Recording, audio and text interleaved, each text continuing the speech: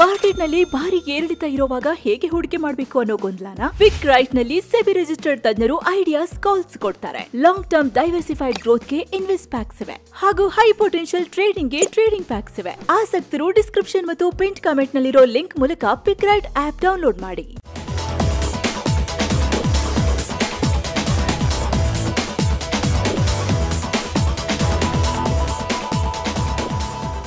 Hi friends, ಇದು mastmaka.comನ international bulletin ಸುತ್ತು ಜಗತ್ತು. ನಾನು ಅಮರ್ ಪ್ರಸಾದ್. ಜಗತ್ತಿನ ಆರ್ಥಿಕತೆಯ ಬುಡವನ್ನೇ ಅಲ್ಲಾಡಿಸ್ತಿರೋ ಟ್ರಂಪ್ರ ಟ್ಯಾರಿಫ್ ಈಗ ಮತ್ತಷ್ಟು ಭೀಕರ ಪರಿಣಾಮವನ್ನ ಉಂಟು ಮಾಡೋ ಸಾಧ್ಯತೆ ಇದೆ. ಚೀನಾ ಅಮೆರಿಕ ನಡುವಿನ ಈ ಟ್ಯಾರಿಫ್ ವಾರ್ ಈಗ ಮತ್ತಷ್ಟು ಹೆಚ್ಚಾಗಿದೆ. ಚೀನಾ ಅಮೆರಿಕ ಮೇಲೆ ವಿಧಿಸಿರೋ 34% ಹೆಚ್ಚುವರಿ ಸುಂಕವನ್ನ ಇವತ್ತೇ ವಾಪಸ್ ತಗೋಬೇಕು, ಇಲ್ಲ ಅಂದ್ರೆ ಇನ್ನೂ ಹೆಚ್ಚುವರಿಯಾಗಿ 50% ಟ್ಯಾರಿಫ್ ಅನ್ನ ವಿಧಿಸ್ತೇವೆ. ಇದು ಏಪ್ರಿಲ್ 9ರಿಂದ ಜಾರಿಗೆ ಬರುತ್ತೆ ಅಂತ ಟ್ರಂಪ್ ದೊಡ್ಡ ಅನೌನ್ಸ್ಮೆಂಟ್ ಮಾಡಿದ್ದಾರೆ. ಅಲ್ಲದೆ ಚೈನಾ ನಮಗೆ ಮನವಿ ಮಾಡಿದ್ರೆ ಅದರಲ್ಲಿ ಯಾವುದೇ ಪ್ರಯೋಜನ ಇಲ್ಲ, ಆ ಮಾತುಕತೆಗಳಿಗೆ ನಾವು ರೆಡಿ ಇಲ್ಲ, ಅವೆಲ್ಲವನ್ನ ರಿಜೆಕ್ಟ್ ಮಾಡ್ತೀವಿ. ಆದರೆ ಬೇರೆ ದೇಶಗಳು ನಮ್ಮೊಂದಿಗೆ ಮಾತುಕತೆ ನಡೆಸೋಕೆ ಮನವಿ ಮಾಡಿದ್ದಾರೆ, ಆ ಮನವಿಯನ್ನು ಪುರಸ್ಕರಿಸ್ತೀವಿ, ಅವುಗಳೊಂದಿಗೆ ಶೀಘ್ರ ಮಾತುಕತೆ ಮಾಡ್ತೀವಿ ಅಂತ ಟ್ರಂಪ್ ತಿಳಿಸಿದ್ದಾರೆ. ಈ ಮೂಲಕ ಚೀನಾ ವಿಚಾರದಲ್ಲಿ ಟ್ರಂಪ್ರ ಉಕ್ಕಿನ ನೀತಿ, ಕಬ್ಬಿಣದಂಥ ಕಠಿಣ ನಿಲುವು ಹಾಗೆ ಮುಂದುವರೆದಿದೆ. ಅದರ ಬೆನ್ನಲ್ಲೇ ಚೈನಾ ಕೂಡ ನಾವು ಕೇರ್ ಮಾಡಲ್ಲ, ನಾವು ರೆಡಿ, ಎಷ್ಟು ಬೇಕಾದ್ರೂ ಬನ್ನಿ, ಹೊಡ್ಕೊಂಡು ಪುಡಿ ಮಾಡ್ಕೊಳ್ಳೋಣ ಒಬ್ರನ್ನೊಬ್ರು ಅಂತ ಖಾರವಾಗಿ ಪ್ರತಿಕ್ರಿಯೆ ಕೊಟ್ಟಿದೆ. ಅಂದರೆ ಅದೇ ಶಬ್ದಗಳಲ್ಲ, ಬಟ್ ಆ ರೀತಿ ಅರ್ಥ ಬರೋ ಥರದಲ್ಲಿ. ಅಮೆರಿಕ ಟ್ರೇಡ್ ವಾರನ್ನು ಹೀಗೆ ಮುಂದುವರೆಸಿದ್ರೆ ನಾವು ಕೊನೆ ತನಕ ಹೋರಾಡ್ತೀವಿ ಅಂತ ಚೀನಾ ಸರ್ಕಾರ ಹೇಳಿದೆ. ಅಮೆರಿಕ ಮೇಲೆ ನಾವು ಹಾಕಿರೋ 34% ಹೆಚ್ಚುವರಿ ಸುಂಕವನ್ನು ವಾಪಸ್ ತಗೊಳ್ಳಿ, ಇಲ್ಲ ಅಂದರೆ 50% ಹೆಚ್ಚುವರಿ ಟ್ಯಾರಿಫ್ ಹಾಕ್ತೀನಿ ಅಂತ ನಮಗೆ ಅಮೆರಿಕ ಬ್ಲ್ಯಾಕ್ ಮೇಲ್ ಮಾಡ್ತಾ ಇದೆ. ಆದರೆ ಅಮೆರಿಕ ಒಂದು ವಿಚಾರವನ್ನು ಅರ್ಥ ಮಾಡ್ಕೋಬೇಕು, ಅಮೆರಿಕ ತಪ್ಪು ದಾರಿಲಿ ನಡೀತಾ ಇದ್ರೆ ನಾವು ಇದಕ್ಕೆಲ್ಲ ಬಗ್ಗೋದಿಲ್ಲ, ನಾವು ಅದಕ್ಕೆ ಪ್ರತಿಕ್ರಿಯೆ ಕೊಟ್ಟೇ ಕೊಡ್ತೀವಿ, ನೋಡೋಣ ಎಲ್ಲಿಗೆ ಹೋಗುತ್ತೆ ಹೋಗ್ಲತ್ಲಗೆ ಅಂತ ಚೀನಾ ತಿರುಗು ಬಾಣವನ್ನು ಬಿಟ್ಟಿದೆ. ಹೀಗಾಗಿ ಈ ಇಬ್ಬರು ದೈತ್ಯರ ಸಮರದಲ್ಲಿ ಈಗ ಜಗತ್ತಿನ ಆರ್ಥಿಕತೆ ಪೂರ್ತಿ ಪುಡಿಯಾಗ್ತಾ ಇದೆ. ಒಂದು ವೇಳೆ ಟ್ರಂಪ್ ಏನಾದರೂ ರೊಚ್ಚಿಗೆದ್ದು ಇನ್ನೊಂದು 50% ಟ್ಯಾರಿಫ್ ಹಾಕ್ತೀನಿ ಅಂತ ಹಾಕಿ ಚೈನಾ ಮತ್ತದಕ್ಕೆ ಹಾಕಿ ಇಡೀ ಜಗತ್ತಿನ ಆರ್ಥಿಕತೆಯನ್ನು ಉಲ್ಟಾ ಪಲ್ಟಾ ಮಾಡ್ತಾರ ಅನ್ನೋ ಭೀತಿ ಶುರುವಾಗಿದೆ. ಇದೆಲ್ಲದರ ಮಧ್ಯೆ ಭಾರತ ಮತ್ತು ಅಮೆರಿಕ ಮಧ್ಯೆ ಮೊದಲ ಬಾರಿಗೆ ಉನ್ನತ ಮಟ್ಟದ ಮಾತುಕತೆ ನಡೆದಿದೆ. ಅಮೆರಿಕದ ಸ್ಟೇಟ್ ಸೆಕ್ರೆಟರಿ ಮಾರ್ಕೋ ರೂಬಿಯೋ ಹಾಗೂ ವಿದೇಶಾಂಗ ಸಚಿವ ಎಸ್ ಜೈಶಂಕರ್ ಫೋನ್ ಕಾಲ್ನಲ್ಲಿ ಮಾತನಾಡಿದ್ದಾರೆ. ಭಾರತದ ಮೇಲೆ ಅಮೆರಿಕ ಹಾಕಿರೋ ರೆಸಿಪ್ರೊಕಲ್ ಟ್ಯಾರಿಫ್ ಕುರಿತು ಚರ್ಚೆ ಮಾಡಿದ್ದಾರೆ. ಅಲ್ಲದೆ ಪರಸ್ಪರ ನ್ಯಾಯಯುತ ಹಾಗೂ ಬ್ಯಾಲೆನ್ಸಿಂಗ್ ವ್ಯಾಪಾರ ನಡೆಸೋಕೆ ಎರಡೂ ರಾಷ್ಟ್ರಗಳು ಕಮಿಟ್ ಆಗಿದ್ದೀವಿ ಅಂತ ಅಮೆರಿಕದ ಸ್ಟೇಟ್ ಡಿಪಾರ್ಟ್ಮೆಂಟ್ ಹೇಳಿಕೆಯನ್ನು ರಿಲೀಸ್ ಮಾಡಿದೆ. ಇತ್ತ ಜೈಶಂಕರ್ ಕೂಡ ರಿಯಾಕ್ಟ್ ಮಾಡಿದ್ದಾರೆ. ದ್ವಿಪಕ್ಷೀಯ ವ್ಯಾಪಾರ ಒಪ್ಪಂದ ಕುರಿತು ತಗೊಳ್ಬೇಕಾದ ಆರಂಭಿಕ ನಿರ್ಧಾರದ ಬಗ್ಗೆ ಡಿಸ್ಕಸ್ ಮಾಡಿದ್ದೀವಿ. ರೂಬಿಯೋ ಜೊತೆ ಒಳ್ಳೆಯ ಮಾತುಕತೆ ನಡೆದಿದೆ. ಪಶ್ಚಿಮ ಏಷ್ಯಾ, ಯುರೋಪ್ ಮತ್ತು ಕೆರೆಬಿಯನ್ ಭಾಗದಲ್ಲಿ ಜಗತ್ತಿನ ಹಲವು ಕಡೆ ಸೃಷ್ಟಿಯಾಗಿರೋ ಜಾಗತಿಕ ಬಿಕ್ಕಟ್ಟು ಎಲ್ಲದರ ಬಗ್ಗೆ ಚರ್ಚೆ ಮಾಡಿದ್ದೀವಿ ಅಂತ ಹೇಳಿಕೆಯನ್ನು ಕೊಟ್ಟಿದ್ದಾರೆ. ಅಂದಹಾಗೆ ಜಗತ್ತಿನ ಎಲ್ಲ ರಾಷ್ಟ್ರಗಳ ರೀತಿಯಲ್ಲಿ ಟ್ರಂಪ್ ಭಾರತದ ಮೇಲೂ ಕೂಡ ರೆಸಿಪ್ರೊಕಲ್ ಟ್ಯಾರಿಫ್ ಹಾಕಿದ್ದಾರೆ. ಚೀನಾ ಪ್ರತಿ ಸುಂಕವನ್ನ ಹೇರಿದೆ, ಆದರೆ ಭಾರತ ಇದುವರೆಗೂ ಯಾವುದೇ ರಿಯಾಕ್ಷನ್ನೇ ಕೊಟ್ಟಿಲ್ಲ. ಇದರ ನಡುವೆ ಈ ಮಾತುಕತೆ ನಡೆದಿದೆ. ಗಮನಿಸಬೇಕಾದ ಅಂಶ ಅಂದರೆ ಇತ್ತೀಚೆಗೆ ಭಾರತದ ಅಧಿಕಾರಿಗಳು ಅಮೆರಿಕಗೆ ರಫ್ತು ಮಾಡೋ ವಸ್ತುಗಳ ಮೇಲಿನ ತೆರಿಗೆ ಹೆಚ್ಚಳದಿಂದ ಆಗೋ ಪರಿಣಾಮಗಳ ಬಗ್ಗೆ ನಾವು ಪರಿಶೀಲನೆ ಮಾಡ್ತಾ ಇದ್ದೀವಿ, ಅಗತ್ಯ ಸಮಯದಲ್ಲಿ ಒಳ್ಳೆ ನಿರ್ಧಾರವನ್ನು ಕೈಗೊಳ್ತೀವಿ ಅಂತ ಹೇಳಿದರು. ಹಾಗೆ ಭಾರತ ಯಾವುದೇ ರಿಟಾಲಿಯೇಷನ್ ಅಥವಾ ಈ ಪ್ರತಿ ಏಟನ್ನು ಕೊಡೋಕೆ ಹೋಗಲ್ಲ ಸದ್ಯಕ್ಕೆ ಅಮೆರಿಕಾಗೆ, ಪ್ರತಿ ಸುಂಕ ಹೇರೋ ಸಾಧ್ಯತೆ ನಮ್ದಿಲ್ಲ ಅನ್ನೋ ರೀತಿಯಲ್ಲೂ ಕೂಡ ವರದಿಗಳು ಬಂದಿದ್ವು. ಸದ್ಯ ಎರಡೂ ರಾಷ್ಟ್ರಗಳು $129.2 ಬಿಲಿಯನ್ ವ್ಯಾಪಾರ ಮಾಡ್ತಾ ಇದ್ದು, ಅದರಲ್ಲಿ ಅಮೆರಿಕ $45.7 ಬಿಲಿಯನ್ ವ್ಯಾಪಾರ ಕೊರತೆಯನ್ನು ಅನುಭವಿಸ್ತಾ ಇದೆ. ಅಂದರೆ ನಾವು ಅವರಿಗೆ $45 ಬಿಲಿಯನ್ ಹೆಚ್ಚು ರಫ್ತು ಮಾಡ್ತಾ ಇದ್ದೀವಿ, ನಮಗೆ ಟ್ರೇಡ್ ಸರ್ಪ್ಲಸ್ ಇದೆ, ಎಂಜಾಯ್ ಮಾಡ್ತಿದ್ದೀವಿ ನಾವು ಅಮೆರಿಕ ಜೊತೆಗೆ ಟ್ರೇಡ್ ಸರ್ಪ್ಲಸ್ ಅನ್ನು. ಈ ಎರಡೂ ರಾಷ್ಟ್ರಗಳು 2030 ಹೊತ್ತಿಗೆ $500 ಬಿಲಿಯನ್ ವ್ಯಾಪಾರ ಮಾಡಬೇಕು ಅನ್ನೋ ಗುರಿಯನ್ನು ಕೂಡ ಹೊಂದಿದ್ದಾರೆ. ಆದರೆ ಟ್ರಂಪ್ ಟ್ಯಾರಿಫ್ ಹೊಡೆತ ಇದೆಲ್ಲದರ ಮೇಲೆ ಪರಿಣಾಮ ಉಂಟು ಮಾಡಬಹುದು. ಜಗತ್ತು ಜಾಗತೀಕರಣದಿಂದಲೇ ದೂರ ಆಗಬಹುದು ಅನ್ನೋ ಭೀತಿ ಇದೆ. ಇಷ್ಟೆಲ್ಲ ತಳಮಳಗಳ ನಡುವೆ ಈ ಮಾತುಕತೆಯಾಗಿರೋದು ಮಹತ್ವ ಪಡ್ಕೊಳ್ತಾ ಇದೆ.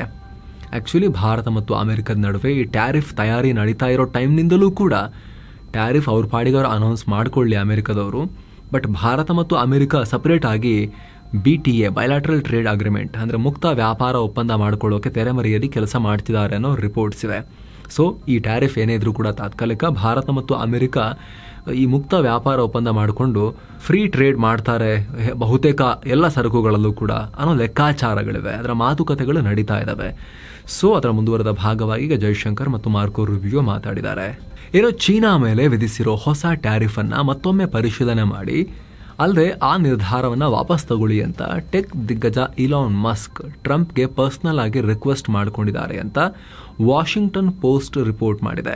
ಇತ್ತೀಚೆಗೆ ಟ್ರಂಪ್ರ ಟ್ಯಾರಿಫ್ ಹೊಡೆತಕ್ಕೆ ಸಿಕ್ಕಾಕೊಂಡು ಮಸ್ಕ್ರ ಟೆಸ್ಲಾ ಕಂಪನಿ ಬರೀ 2 ದಿನದಲ್ಲಿ $11 ಬಿಲಿಯನ್ ಕಳ್ಕೊಂಡಿತ್ತು. ಚೈನಾದಲ್ಲಿ ಮಸ್ಕ್ರ ಹೂಡಿಕೆ ಇದೆ, ಅಲ್ಲೂ ಲಾಸ್ ಆಗಿತ್ತು. ಹೀಗಾಗಿ ಮಸ್ಕ್ ಇದನ್ನ ಇಲ್ಲಿಗೆ ನಿಲ್ಲಿಸಿ ಅಂತ ರಿಕ್ವೆಸ್ಟ್ ಮಾಡಿದ್ದಾರೆ ಅಂತ ಸುದ್ದಿ ಬರ್ತಾ ಇದೆ. ಇತ್ತ ಇಲಾನ್ ಮಸ್ಕ್ ಒಬ್ಬ ಕಾರ್ ಅಸೆಂಬ್ಲರ್, ಅವ್ರ ಕಾರ್ ಉತ್ಪಾದಕ ಅಲ್ಲ, ಅಸೆಂಬಲ್ ಮಾಡ್ತಾರೆ ಅಷ್ಟೇ. ಅವರ ಕಂಪನಿಯ ಕಾರುಗಳಿಗೆ ಹೆಚ್ಚಿನ ಬಿಡಿ ಭಾಗಗಳು ಬೇರೆ ಬೇರೆ ರಾಷ್ಟ್ರಗಳಿಂದ ಬರ್ತವೆ ಅಂತ ವೈಟ್ ಹೌಸ್ನ ಎಕನಾಮಿಕ್ ಅಡ್ವೈಸರ್ ಕೆವಿನ್ ಹ್ಯಾಜೆಟ್ ಹೇಳಿದ್ದಾರೆ. ಟ್ರಂಪ್ರ ಆರ್ಥಿಕ ಸಲಹೆಗಾರ ನೊವಾರೋ ಕೂಡ ಹಿಂಗೆ ಹೇಳಿದ್ದಾರೆ. ಟೆಸ್ಲಾ ಲಾಸ್ ಬಗ್ಗೆ ಮಾತನಾಡುವಾಗ ಅವರು ಈ ಹೇಳಿಕೆಯನ್ನ ಕೊಟ್ಟಿದ್ದಾರೆ. ಇಬ್ರು ಕೂಡ ಅಂದ್ರೆ ಮಸ್ಕ್ಗೆ ಏನ್ ಗೊತ್ತು, ನಾವು ಅಮೆರಿಕದ ಹಿತ ನೋಡ್ತಾ ಇದೀವಿ, ಮಸ್ಕ್ ಅವ್ರ ಹಿತ ನೋಡ್ತಿದ್ದಾರೆ ಅನ್ನೋ ತರದಲ್ಲಿ ಮಾತನಾಡಿದ್ದಾರೆ. ಮತ್ತೊಂದು ಕಡೆ ಯುರೋಪಿಯನ್ ಕಮಿಷನ್ ಅಧ್ಯಕ್ಷೆ ಉರ್ಸುಲಾ ವಾಂಡರ್ ಲಯನ್ ಅಮೆರಿಕ ಮುಂದೆ ಮಹತ್ವದ ಪ್ರಸ್ತಾವನೆ ಇಟ್ಟಿದ್ದಾರೆ. ಅಮೆರಿಕ ಜೊತೆಗೆ ಇಂಡಸ್ಟ್ರಿಯಲ್ ಗೂಡ್ಸ್ ಮೇಲೆ 0 ಅಂದ್ರೆ ಸುಂಕರಹಿತ ವ್ಯಾಪಾರ, 0 ಟ್ಯಾರಿಫ್ನ ಮುಕ್ತ ವ್ಯಾಪಾರ ಮಾಡ್ಕೊಳ್ಳೋಕೆ ನಾವು ರೆಡಿ ಇದ್ದೀವಿ ಅಂತ ಹೇಳಿದ್ದಾರೆ. ಇದೇ ಯುರೋಪಿಯನ್ ಯೂನಿಯನ್ ಮತ್ತೊಂದು ಕಡೆ ಅಮೆರಿಕದಿಂದ ಆಮದಾಗೋ ಕೆಲ ಆಯ್ದ ವಸ್ತುಗಳ ಮೇಲೆ ಮುಂದಿನ ವಾರವೇ ಪ್ರತಿಸುಂಕ ಹೇರುತ್ತೆ ಅನ್ನೋ ರಿಪೋರ್ಟ್ಸ್ ಕೂಡ ಬರ್ತಾ ಇದೆ. ಅಂದ್ರೆ ರಿಟಾಲಿಯೇಷನ್ಗೆ, ಅಂದ್ರೆ ಪ್ರತಿ ಏಟನ್ನ ಕೊಡೋಕೆ ಅವರು ಕೂಡ ತಯಾರಾಗ್ತಿದ್ದಾರೆ ಅಂತ. ಆ ಟೈಮ್ನಲ್ಲಿ ಇದೊಂದು ಆಫರ್ ಕೂಡ ಮುಂದಿಟ್ಟಿದ್ದಾರೆ. ನೀವು 0 ಮಾಡೋದಾದ್ರೆ ನಾವು 0 ಮಾಡಕ್ಕೆ ರೆಡಿ ಇದೀವಿ, ಇಲ್ಲಾಂದ್ರೆ ನಾವು ಪ್ರತಿ ಏಟನ್ನ ಕೊಡ್ತೀವಿ ಅಂತ.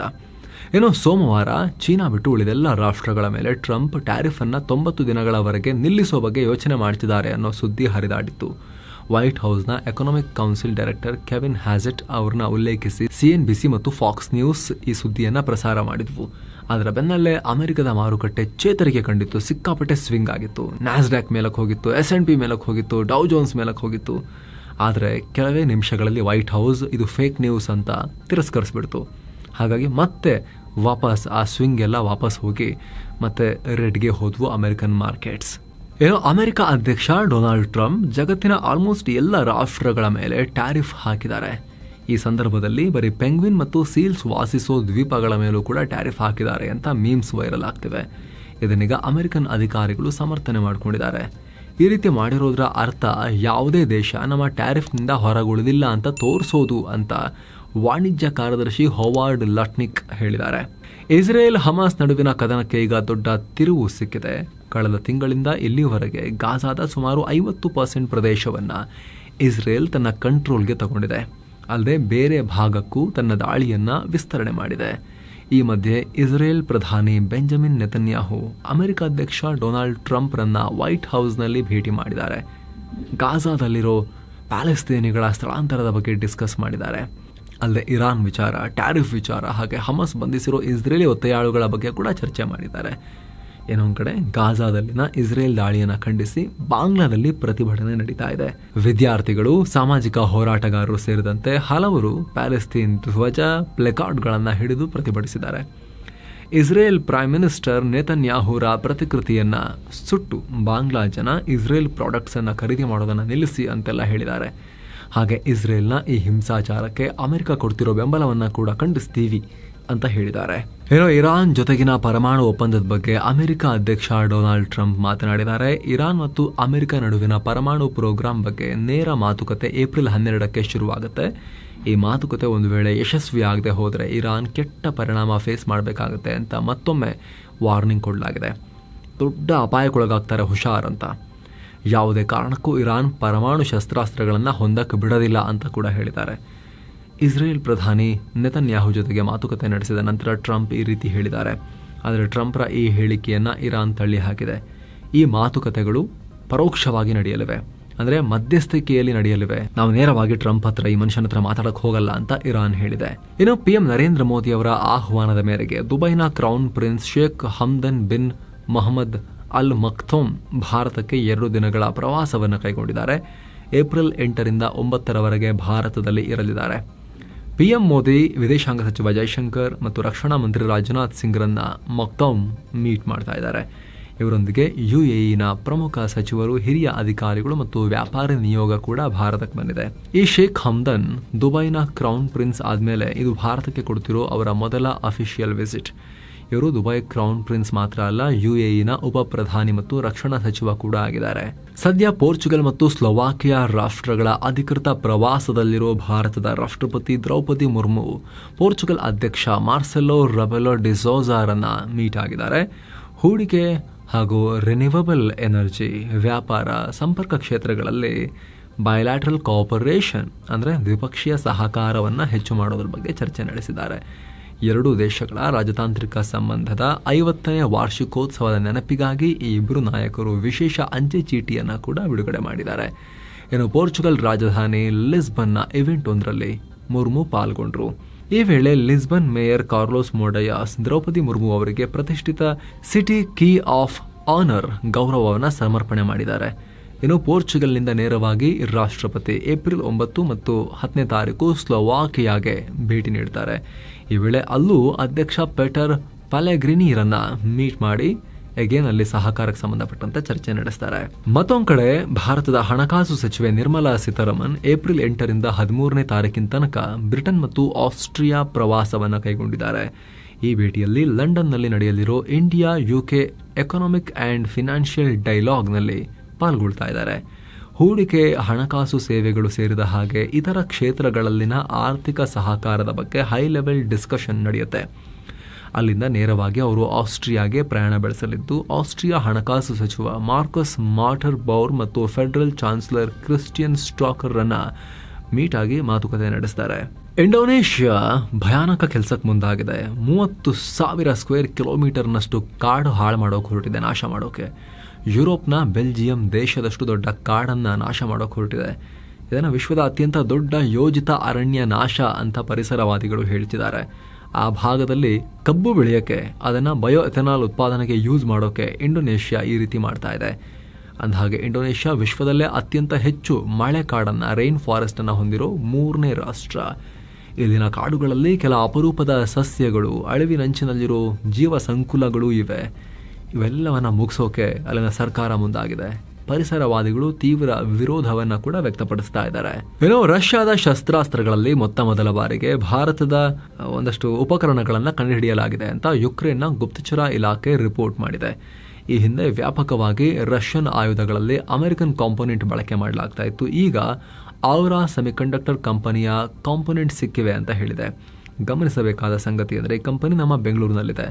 ಇವರು ತಯಾರು ಮಾಡಿರೋ ಕಾಂಪೋನೆಂಟ್ಸ್ ರಷ್ಯಾದ ಡಿಫೆನ್ಸ್ ಸಿಸ್ಟಮ್, ಇನ್ನಿತರ ಶಸ್ತ್ರಾಸ್ತ್ರಗಳಲ್ಲಿ ನಮಗೆ ಸಿಕ್ಕಿದೆ ಅಂತ ಯುಕ್ರೇನ್ನ ಗುಪ್ತಚರ ಇಲಾಖೆ ಹೇಳಿದೆ. ನನ್ನನ್ನ ಭಾರತಕ್ಕೆ ಕಳಿಸಬೇಡಿ, ನನಗಲ್ಲಿ ಹಿಂಸೆ ಕೊಟ್ಬಿಡ್ತಾರೆ ಅಂತ ಅಳ್ತಾ ಇದ್ದ ಮುಂಬೈ ದಾಳಿಯ ಸಂಚುಕೋರ ತಹೌರ್ ರಾಣಾಗೆ ಅಮೆರಿಕ ಸುಪ್ರೀಂ ಕೋರ್ಟ್ ಶಾಕ್ ಕೊಟ್ಟಿದೆ.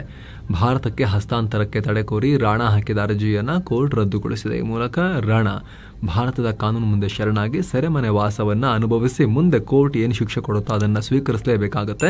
ಅದು ಆಲ್ಮೋಸ್ಟ್ ಖಚಿತ ಅನ್ನೋ ವಾತಾವರಣ ಇದೆ. ಇನ್ನು ಅಮೆರಿಕದ ದಕ್ಷಿಣ ಮತ್ತು ಪಶ್ಚಿಮ ಭಾಗದ ಹಲವು ರಾಜ್ಯಗಳಲ್ಲಿ ಉಂಟಾದ ಪ್ರವಾಹದಲ್ಲಿ ಮೃತಪಟ್ಟವರ ಸಂಖ್ಯೆ 18ಕ್ಕೆ ಏರಿಕೆಯಾಗಿದೆ. ಅತ ಆರ್ಕಾನ್ಸಾಸ್, ಟೆನೆಸಿ ಮತ್ತು ಕೆಂಟಕ್ಕಿಗಳಲ್ಲೂ ಕೂಡ ಭಾರಿ ಲಾಸ್ ಆಗಿದೆ. ಹೆಚ್ಚಿನ ಪ್ರದೇಶಗಳಲ್ಲಿ ರಸ್ತೆ ಸಂಪರ್ಕ ಕೂಡ ಕಡಿತಗೊಂಡಿದೆ. ಸೊ ಫ್ರೆಂಡ್ಸ್, ಇದಾಗಿತ್ತು ಇವತ್ತಿನ ಜಗತ್ತಿನ ಸುತ್ತಾಟ. ಮತ್ತೆ ಭೇಟಿ ಆಗ್ತಿರೋಣ. ನಮಸ್ತೆ.